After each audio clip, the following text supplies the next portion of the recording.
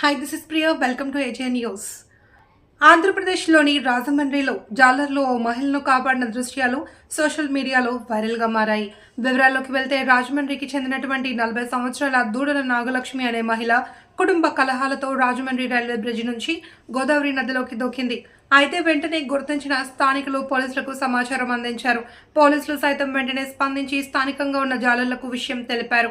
జాలర్లు వెంటనే పడవతో వెళ్లి నీట మునుగుతున్న మహిళను చాకచక్యంగా కాపాడారు. అనంతరం పోలీస్ స్టేషన్కు తరలించి కౌన్సిలింగ్ ఇచ్చి బంధువులకు అప్పగించారు. అయితే పడవపై వేగంగా జాలర్లు వచ్చిన తీరు, రక్షించిన తీరు, పోలీసులు స్పందించిన తీరుకు స్థానికులు ఫిదా అయ్యారు. జాలర్లు, పోలీసులు ఆ మహిళను రక్షించిన తీరు మీకు నచ్చినట్లయితే క్రింద కామెంట్ రూపంలో మీ అభిప్రాయం తెలపండి. మరియు మా వీడియోలు మీ మొబైల్లోకి రావాలి అంటే వెంటనే కింద కనబడుతున్న సబ్స్క్రైబ్ బటన్ పైన క్లిక్ చేసి వీడియోని లైక్ చేయండి, షేర్ చేయడం మర్చిపోకండి. Thank you.